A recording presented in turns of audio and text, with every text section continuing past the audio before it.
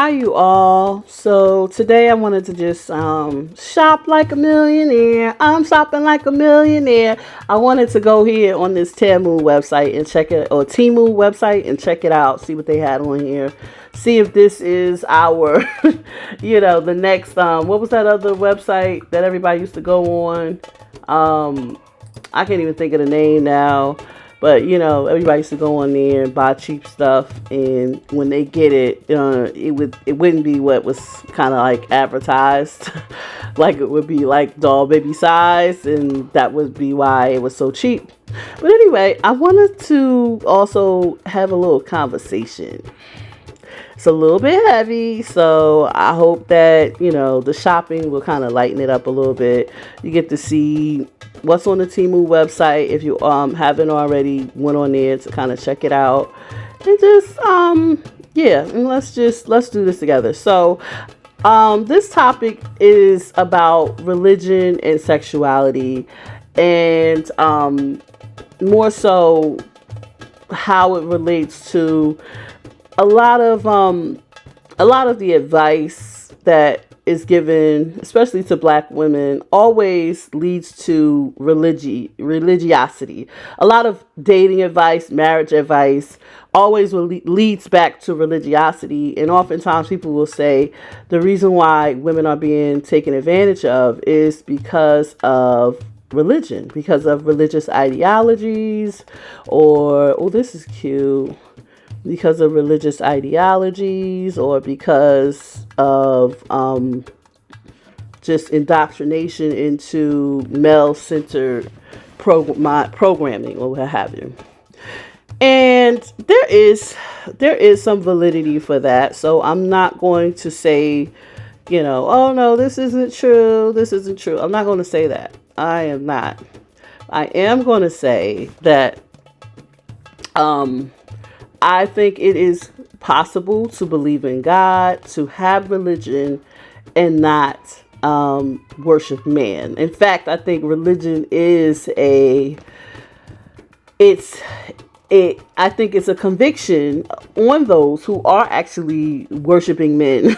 Okay, because if you really believe that you have a creator, you know that this man didn't create you. So there is no way you should be giving him full, full rule and dominion over you, despite what some indoctrination or what have you may say. So that part right there for me. I do believe in a higher power. I am Muslim, so I do ascribe to Islam, but I am a single woman. And so it takes on a different feel for me. And of course, I'm single by choice, obviously, because I'm the kinds of situations that were presented to me, I have rejected them. And therefore, perhaps that has made me as someone who is rebellious. Perhaps, but I still ascribe to the fact that my relationship is between me and the Creator, and that's it. And then some people will say, well, is the Creator male or female? The Creator is neither one or the other. And that's also fact. There's nowhere where it says the Creator has a penis. So, or a vagina. So, I don't subscribe to that. It's an energy, it's a force, it's a,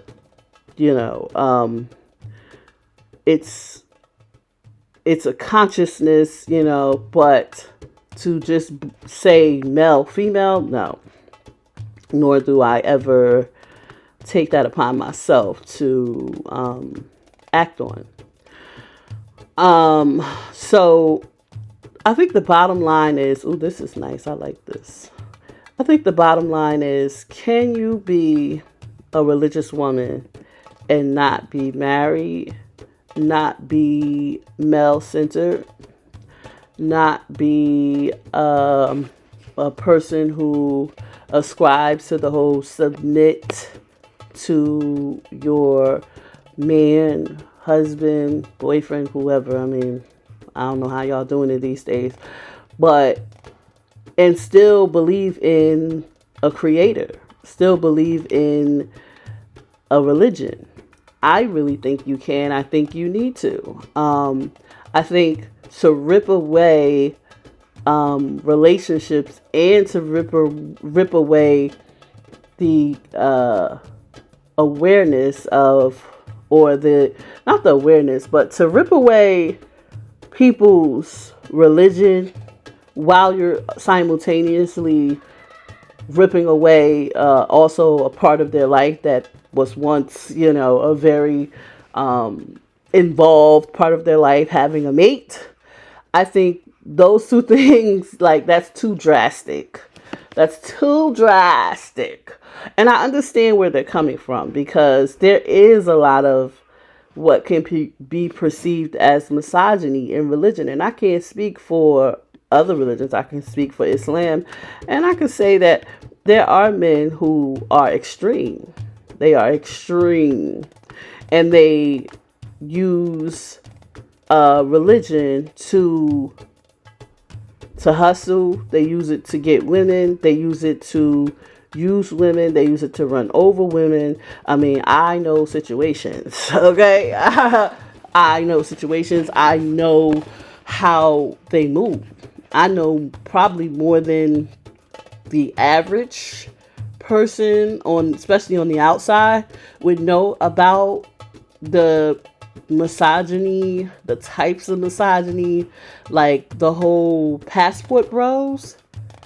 Yo, Muslim men been doing that since I mean, that's nothing new. Muslim men been going on overseas to get wives long before the 2000s.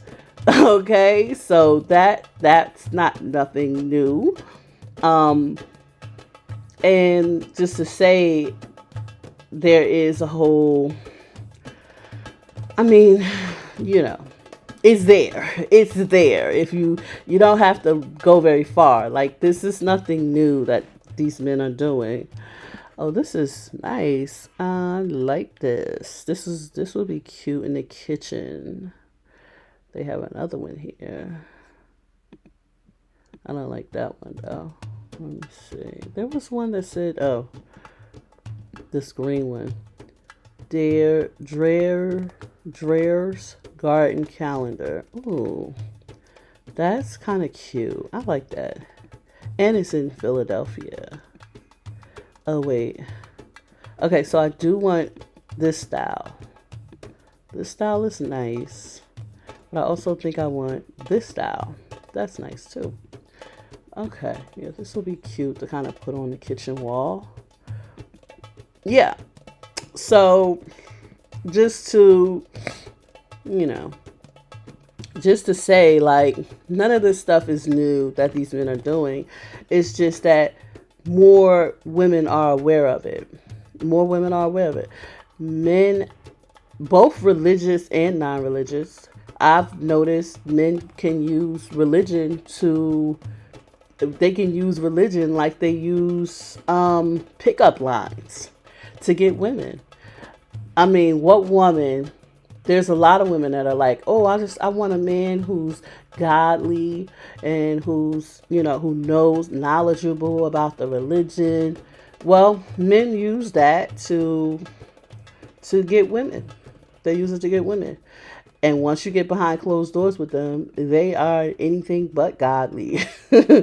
They are anything but. Like, you hardly even see them pray, much less, adhere to the doctrine that they claim they know so well. And even if they did, their understanding of the doctrine is two different things. Like, I've been in relationships with,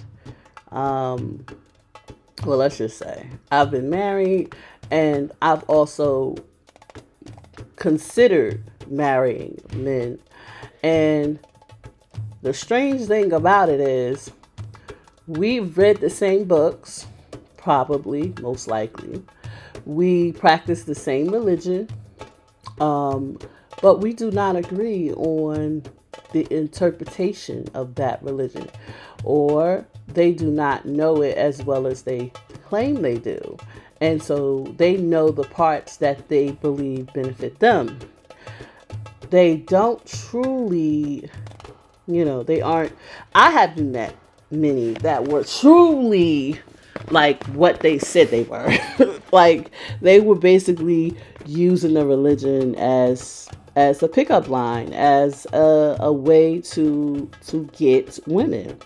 And they clearly did not have any intentions on truly being a good husband or, upholding the principles that they claim they were living by. But they did enough to get, to get access, to get access. And once that's done, it's pretty much, that's it. Like women, there's no real recourse. Once you're behind closed doors with this man and you see he don't pray, you see he really don't have an understanding of the religion, you see he's still looking for new wives and stuff like that. Yeah, it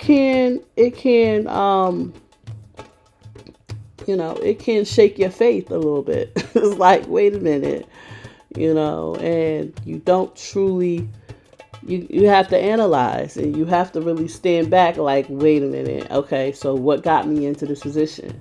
Your faith, because you thought that this man was a man of faith, and he wasn't. He used it against you. He used it as a means to an end.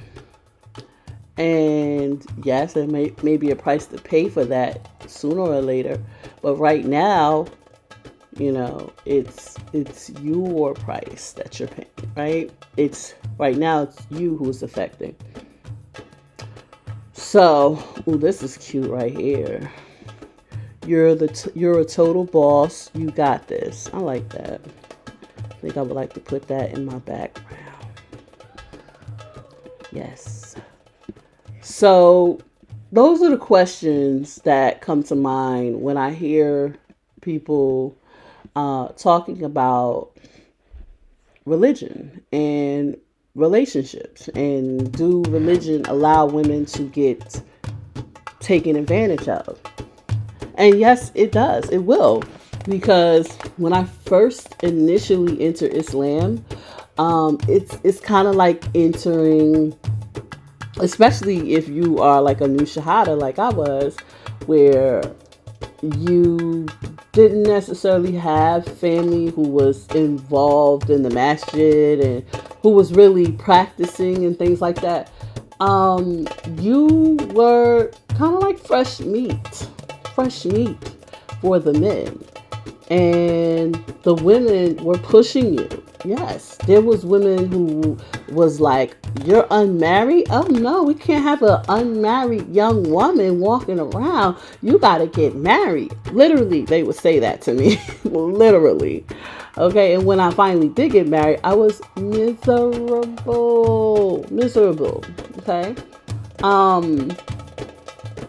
And partly my fault, and not partly. I guess it was all my fault, but I didn't have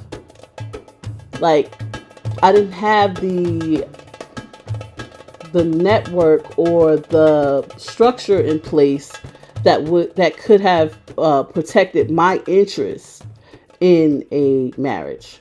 A stranger doesn't really have a vested interest. Yeah, they can act on your behalf and all of that stuff, but they don't have like a vested interest in you having a good mate. They don't really know you. They don't really, they don't really have to deal with what's going to come of the situation. they can exit. They can exit left when they get ready to. So you kind of you're kind of in a tough situation as a new shahada to Islam. That part. Any man of quality, people with fathers, uncles, brothers who are looking out for them, they're already going to scope those guys out and basically, grab them up for their daughters, their people, their women folk that they love. And they're on the other side of the wall, figuratively and literally. So you as a new shahada, you would not be able to really know what a man does behind closed doors.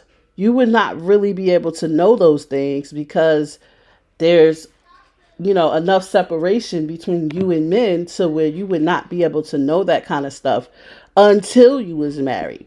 So without having like a dad, a brother, an uncle, or someone who is, not just a stranger acting on your behalf, but someone who truly has a vested interest, who loves you, someone who loves you, someone who's willing to, willing to go to bat for you, willing to, willing to, you know what I'm saying, knock some heads off for you. Will you ever really be able to find a mate, a quality mate? That's the conclusion that I came to. And so because of that, I have stayed away from the whole marriage thing. And even men who kind of approach me for marriage and stuff, I do not I don't send anybody else on my behalf. Like we gotta figure out a way for us to for me to get to know who you are. And I have, I do a background search on them.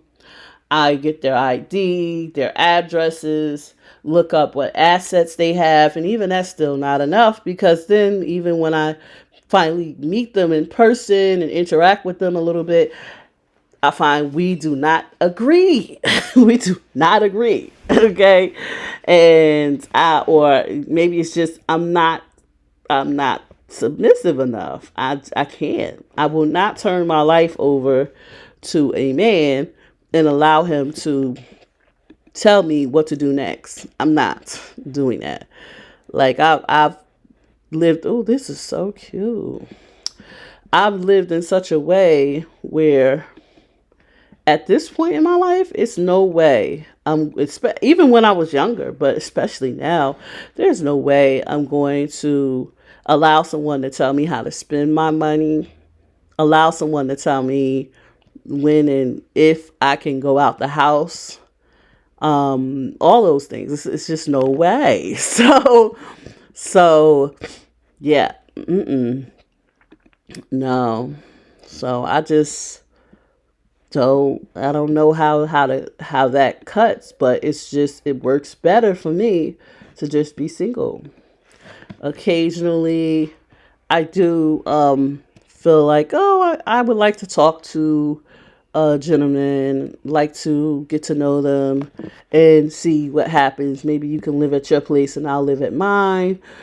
Ultimately, no man really wants that, because he knows that's you saying, I'm not going to cook, clean, wash, and make myself available to you at will. I'll schedule you in, and they don't like that. Oh, I like this. Happiness is a cup of tea and a good book. Yes, it is. It's a cup of tea and a good book. Yes, yes. I like that.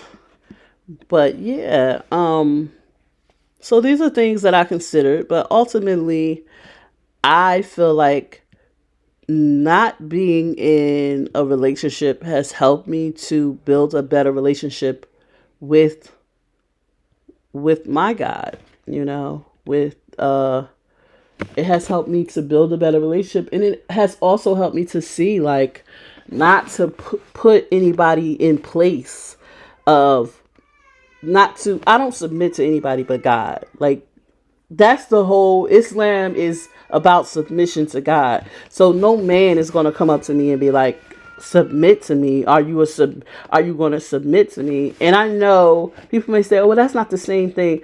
It's the same words. It's the same. Yeah, it's the same thing in my opinion. So no, I have no, I have no desire to do so. And I can't imagine. I can't imagine. Some men will try to, they will try to sex you into submitting to them, if they think they have good sex. Some men will try to use their money as a means of making you submit to them. Some men will try to outsmart you. And ultimately, when they can't do any of that, they will just go in and destroy you. They will try to destroy you. I've reached a point in my life where nobody's sticking me with any kids. That's not happening. I got all the kids I'm going to have. I'm good on that. So I have no, there's no like, oh, well, maybe. No. I've had men, even after my son, men who approach me and say they want kids. And I'm like, and they ask me like, what could they do? And I'm like, it's nothing you can do. I don't want any kids. Like, I don't understand. Like, what do you mean? They're like, oh, well, maybe after a few years when we're in a relationship. And I'm like, no, no, babe, no. I done, breastfed, cleaned, cleaned diapers, spit up, washed clothes, lost, freedom for a couple of years, had my, income, severely restricted. No, I'm not doing all. No, I know what it means when somebody says have a baby now. Like, I know what that is. And no, I don't. No, I have no desire to do that for anybody. Like, there's no amount of love that's going to make me be like, oh, well. And you know what? I can't stand, like, every time you open a page, every time you click on something, it opens a new page. And there's probably a setting I can go to and stop that. But I guess, it works on other pages. Okay, let's see what the plus size women's clothing is. Shirts. Ooh, this one is nice, though. This one is kind of nice. That's cute. A lot going on, though. Let me see. Plus size women's. Let's do dresses. Dresses. Okay. Where do we have?